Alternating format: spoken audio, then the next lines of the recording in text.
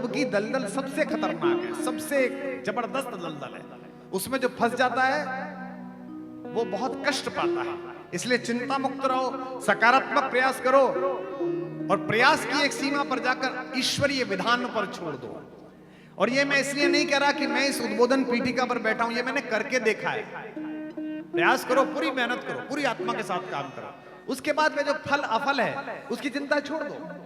ये हमारे अधिकतम जिस दल के लोग बैठे हैं, पिछले 6 वर्षों में इस देश में ऐसा कोई चुनाव नहीं होता, ना लोकसभा का ना राज्यसभा का, जब ये अखबार वाले और मीडिया वाले हमको ना छापते होंगे ये गए और ये आए, मुझको पता ही नहीं होती। मेरा कोई प्रयास ही नहीं है, मेरा कोई मतलब ही नहीं है। मुझे जो काम ईश्वर देगा, जिस क्षण मुझे चेतना देगा वो मैं काम करूंगा। इसलिए धैर्य आनंद, जब तुझसे ना सुलझे तेरे उलझे हुए धंधे, भगवान के इंसाफ पर सब छोड़ दे बंदे। खुद ही तेरी मुश्किल को वो आसान करेगा, जो तू नहीं कर पाया वो भगवान करेगा। कुछ तो उस पर छोड़, कोई काम तो उस पर छोड़। ये ऋषिकेश से ही है, इनका नाम है धैर्य आनंद। कहां बैठे भैया? ये जो भी है इसका मतलब स्वयं ही आध्यात्मिक रुचि के व्यक्ति है, नाम ही इन्होंने धैर्य आनंद लिखा है। मनुष्य के भीतर सबसे बड़ा दुर्गुण क्या है जिससे बचने का प्रयास सबसे पहले करना चाहिए? मनुष्य क्या है? मनुष्य पशु और ईश्वर के बीच की यात्रा का प्राणी है मनुष्य, और उसे ईश्वरत्व की तरफ जाना है। अवतार शब्द क्या है? संस्कृत के यहां विद्वान बैठे होंगे, आचार्य लोग बैठे हुए हैं। संस्कृत में अवतरणिका कहते हैं सीढ़ी को। भगवान जिस स्वरूप में ऊपर से नीचे तक उतर के आता है उस स्वरूप को अवतार कहते हैं, अवतरणिका। हम पशु से चले थे और हमें ईश्वर के प्रति पहुंचना है, ईश्वर तक पहुंचना है। तो पशुता के जितने भी दुर्गुण हैं वो हमारे साथ यात्रा करते हैं। इसीलिए हम कई बार एकांत में पशु हो जाते हैं। पशु भी जितना पशु नहीं है उतने हम पशु हैं, क्योंकि हमसे सामाजिक शिष्टाचार की अपेक्षा रखी जाती है। जैसे आप जंगल में रहने वाले किसी भी जानवर को उसका भोजन हो जाने के बाद हत्या करते हुए नहीं देखेंगे। शेर अपना पेट भर लेगा या कार्बेट में राजा जी पार्क में, उसके बाद मुंह के आगे से हिरन निकल जाएगा, मारेगा नहीं। वो पशु है, तथाकथित रूप से जंगली है। और हम और तुम मनुष्य हैं, भर पेट खाना खा लिया, इसके बाद थोड़ी देर बाद पत्नी ऐसी कोई स्वादिष्ट डिश लाई जो आपको पसंद है तो उसे भी खा गए। फिर बाहर निकले घूमने के लिए, आइसक्रीम मिल गई, उसे भी खा गए, खाए जा रहे हैं। इसीलिए हमारे संपर्क में जितने पशु पलते हैं, कुत्ते जो हमारे घर में पलते हैं वो लालची हैं।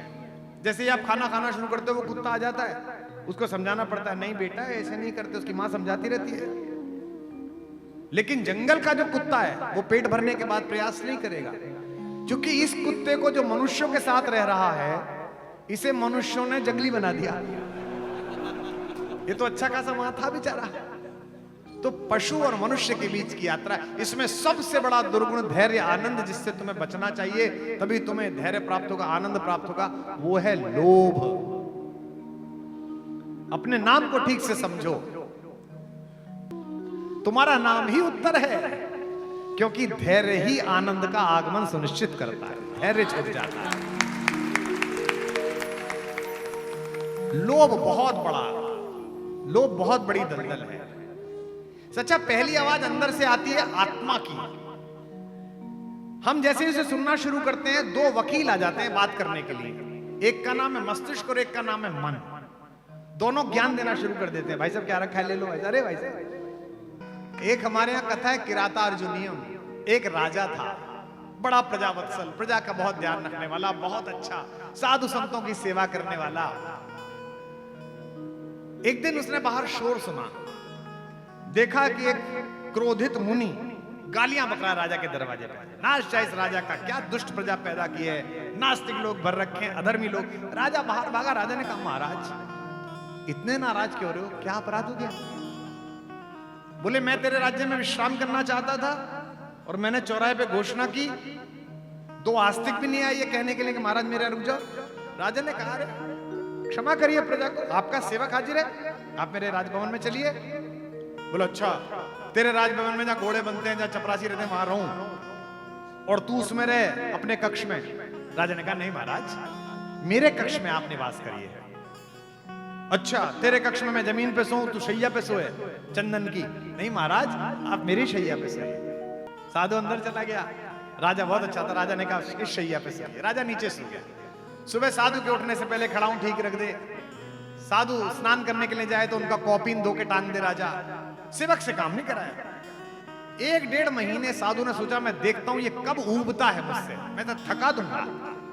राजा 45 दिन बाद भी उसी चेष्टा के साथ सेवा में लगा। अच्छा राजा था। 45 दिन बीतने के बाद साधु ने कहा कि भाई मैं तो मुक्त हो गया तुझसे, क्या आदमी है तू, मेरी तो गलत धारणा थी बेटा, अब मैं जंगल जा रहा हूं। राजा ने कहा अरे महाराज रुकिए, अभी सेवा का अवसर कहा दिया, वर्ष 2 वर्ष तो रुकिए, इस पापी को अपनी सेवा का अवसर दीजिए। बोले नहीं नहीं अब मैं जंगल जा रहा हूं। अच्छा सुन, यहां साधु ने अपने उत्तरीय में लिपटी हुई एक सरकंडे की नोक निकाली और बोले मुंह खोल, अपनी जिब्या बाहर निकाल। राजा ने जिब्या बाहर निकाली, उसने जिब्या पे लिखा ओम और कहा आज से तुझे वरदान देता हूं कि पशु पक्षी तेरी भाषा समझेंगे, तू पशु पक्षियों की भाषा समझेगा, पर यह बात किसी को पता लग गई तो यह सिद्धि चली जाएगी, किसी को पता नहीं चलने से। उसने कहा अब जो आ गया प्रभु। उसने रानी को भी नहीं बताई। पशु पक्षी क्या बात कर रहे हैं, घोड़ा क्या बात कर रहा है, राजा पहचान लेता था। एक दिन संध्या के समय राजा अपने महल के ऊपरी हिस्से में हाथ में सुरा का पात्र लिए घूम रहा था। किले के चारों तरफ एक नाला था जैसे किले की रक्षा में होता है। वहां पूरे किले का गंदगी जहां आकर पड़ती थी, मलमूत्र, वहां सुअर रहते थे। वराह सुअरों में शोर मचा, चिंगाड़ने लगे सुअर, झगड़ा हो गया। तो राजा ने झांक के देखा तो जो सुअरों का सरदार था वो अपनी पत्नी से लड़ रहा था। उसकी पत्नी थोड़ा लेट आई थी रात्रि में। वो कह रही थी मैं रास्ते में फंस गई थी, वहां कीचड़ ज्यादा थी, वहां भंवर ज्यादा था। तो सुअरों का सरदार बोला मैं सब जानता हूं तेरा प्रेमी कौन है और मुझे पता है तू लेट क्यों आई है। मैं इस राजा की तरह बावला थोड़ी हूं, कुछ पता ही नहीं है इसको, मूर्ख को। अब जब ये सारा संवाद समाप्त हो गया तो राजा ने नीचे मुड़ के कहा कि हे वराह अवतार, आपके दाम्पत्य जीवन में खलल डालने के लिए मैं क्षमा चाहता हूं। यह आपकी निजी बातचीत थी, पर आपने अपनी श्रीमती जी के साथ झगड़ा करते समय मुझे क्यों गाली दी? तो सुअर ने कहा अच्छा तू मेरी भाषा जानता है? बोले हाँ जानता हूं। बोले मूर्ख तो तू है ही, तेरे मंत्री लगान के बहाने लोगों को लूट रहे हैं, तेरी सेना गफलत में सोई पड़ी है, तेरे बाहरी प्रांतों के हिस्सों पर पड़ोसियों ने कब्जा कर लिया है, तेरा लगान तेरे जनसेवकों ने चुरा के घर में इकट्ठा कर लिया है, तू तो मूर्ख है। राजा ने कहा नहीं सब कुछ ठीक चल रहा है, सुबह ही मैंने राजमंत्री से बात की थी, राजपुरोहित से बात की थी, राज ज्योतिषी से बात की थी, प्रधानमंत्री जी को बुलाया था। उसने कहा जाके पता कर, बाहर बिना पता किए। राजा ने बाहर घूमते हुए एक सामान्य मनुष्य को अंदर बुलवाया, पकड़ के उसको अंदर बिठाया, उसके कपड़े पहने, पिछले रास्ते से घूमने गया तो देखा कि राज्य में आग लगी पड़ी है। अगले दिन सुबह एनएसजी कमांडो भेज के पूरा मंत्रालय गिरफ्तार, ट्रेजरी गिरफ्तार, सारे अफसर गिरफ्तार, सेनापति गिरफ्तार, सबके घर की तलाशी हुई। जितना राजकोष था उससे 3 गुना निकला उनके घरों में। राजा ने सुशासन स्थापित किया, 2-3 महीने लग गए, ठीक हो गया सुशासन। अब कथा आती है, एक दिन फिर राजा छत पर था। अब उसे याद आया कि यार इस सुअर के कारण शांति हुई। उसने नीचे जाके कहा वरादेव कहाँ हैं आप प्रभु? सुअर ने कहा महाराज जय जयकार हो, क्या बढ़िया काम किया है, जनता जय जयकार कर रही है आपकी। तो बोले सब आपकी सलाह के कारण हुआ है, पर मेरी एक जिज्ञासा है।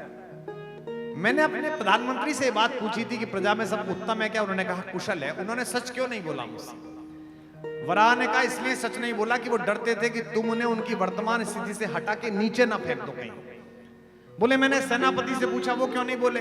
बोले वो भी डरते थे कि तुम सेनापति के पद से हटा के उन्हें सैनिक ना बना। बोले मैंने राजपुरोहित से पूछा, बोले वो भी डरते थे कि तुम उन्हें वापस किसी मंदिर में ना भेज दो। तो बोले कि सबने झूठ बोला, फिर आपने सच क्यों बोला प्रभु? वराह से पूछा राजा ने। तो वराह ने कहा जहां मैं पड़ा हूं वहां से तू नीचे कहां फेंक देगा मुझे। इसलिए हर राजा से अनुरोध करता हूं कि एक वराह अपने पास रखा करो, जो जनता को दिखाई ना दे, जो आपको बताता चले। तो धैर्य आनंद लोभ की दलदल सबसे खतरनाक है, सबसे जबरदस्त दलदल है। उसमें जो फंस जाता है वो बहुत कष्ट पाता है।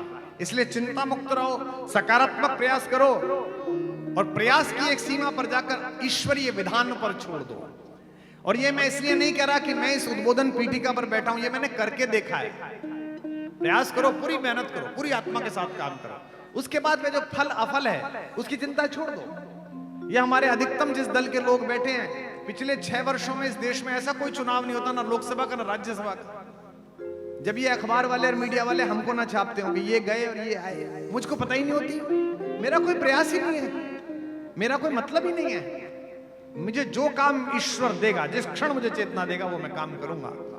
इसलिए धैर्य आनंद, जब तुझसे ना सुलझे तेरे उलझे हुए धंधे, भगवान के इंसाफ पर सब छोड़ दे बंदे। खुद ही तेरी मुश्किल को वो आसान करेगा, जो तू नहीं कर पाया वो भगवान करेगा। कुछ तो उस पर छोड़, कोई काम तो उस पर छोड़। द्वारिकाधीश भगवान श्री कृष्ण द्वारिका में संध्या का भोजन कर रहे थे। माता रुक्मणी भोजन करा रही थी, परिचारिकाएं खड़ी थी। पहला टुकड़ा जैसे ही मुंह में जाने को हुआ, अचानक टुकड़ा थाली में वापस फेंका और द्वार की तरफ दौड़े। एक तरफ उत्तरी है, एक तरफ मुकुट, भागे पागलों की तरह। पीछे जनता भागी, महारानी भागी, उद्विग्न होकर बेचैन होकर भागे और द्वार पर जाकर बहुत शांत होकर वापस आ गए और फिर भोजन करने बैठ गए। महारानी ने पूछा कि नाथ क्या हुआ, अचानक क्यों? बोले वो वृंदावन से मेरा एक पागल, एक दीवाना, एक तारा लेके गाता हुआ मुझे ढूंढने आया था द्वारिका। अब यहाँ तो लोग मुझे कन्हैया के नाम से जानते नहीं, कह रहा था कन्हैया रहता है, कन्हैया कन्हैया कन्हैया गा रहा था। लोगों ने पागल समझा तो लोग उसे पत्थर मार रहे थे, तो मैं उसे बचाने चला गया। महारानी ने कहा ये तो बहुत अच्छी बात है, फिर लौट क्यों आए? बोले अभी तक तो वो पत्थर खा के कन्हैया कन्हैया कह रहा था, लेकिन जब मैं गेट तक पहुंचा उसने अपना एक तारा फेंक के पत्थर उठा लिए कि मैं ही मारूंगा। तो जब वो खुद ही लड़ लेगा तो मैं क्या बचाऊं, अपने आप ही कर लेगा। इसलिए धैर्य आनंद, असफलताओं को स्वीकार मत करो। मैं जीवन में एक असफल आदमी तुम्हारे सामने बैठा हूं, इंजीनियर नहीं बन पाया, बाकी जीवन के अन्य क्षेत्रों में मानवीय आकलन के आधार पर असफल हुआ। पर जब भी असफलता मिले तो लगे, समझ लेना कि तुम्हें किसी बड़े उद्देश्य के लिए ईश्वर तैयार कर रहा है। और तुम ऋषिकेश में ये बात पूछ रहे हो, इस पर मुझे बड़ा आश्चर्य है।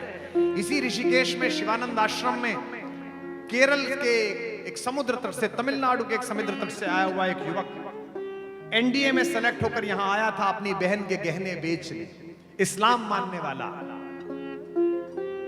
और जब वो सेलेक्ट नहीं हुआ तो इसी ऋषिकेश में, जहां आज ये पार्किंग बनी हुई है, इसी की शिला पर गंगा में कूदकर आत्महत्या के विचार से संध्या के समय घूम रहा था।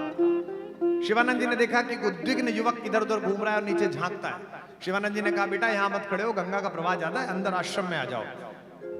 साधु ने कहा तो चुपचाप चला आया, भोजन कराया, पूछा क्या नाम है, नाम बताया, अब्दुल जैनाबुद्दीन कलाम। बेटा कहां से आए हो? दक्षिण से आया हूं। क्या घूम रहे थे? गुरुदेव आत्महत्या करना चाहता था। क्यों? बहन के गहने बेच के यहां पर आया था सोच के कि पायलट बन जाऊंगा, और इंटरव्यू से वापस लौट गया। अब क्या करूंगा? कोई नहीं, जाने के पैसे नहीं है। गुरुदेव ने पैसे दिए कि जो सुबह चले जाना। सुबह जब जाने लगे कलाम साहब, तो कलाम साहब ने कहा आप तो साधु हैं, भगवान के निकट हैं, ईश्वरीय संकेतों को समझते हैं, मुझे बताइए मैंने इतनी मेहनत की, मेरा सिलेक्शन क्यों नहीं हुआ पायलट के रूप में? शिवानंद जी ने मुस्कुराते हुए, पुष्प चुनते हुए कहा बेटा भगवान ने तुम्हें यह काम इसलिए नहीं दिया क्योंकि ईश्वर तुम्हें इससे बहुत बड़ा कोई काम देना चाहता है। आज आकाश में भारतीय तिरंगे की यह वर्चस्व ध्वनि जो गूंजती है, इसके पीछे उस सनातनी मुसलमान का स्वर भी है जिसे एपीजे अब्दुल कलाम जो यहीं से होकर गया। इसलिए धैर्य आनंद, धैर्य रखो आनंद के साथ। जब लगे कि अब कुछ नहीं हो रहा है, मैंने अपना काम कर दिया, गंगा के किनारे बैठो और गाओ बस। क्या? हमारे साथ जब रघुनाथ तो किस बात की चिंता, हमारे साथ जब रघुनाथ तो किस बात की चिंता, हमारे साथ जब रघुनाथ तो किस बात की चिंता, हमारे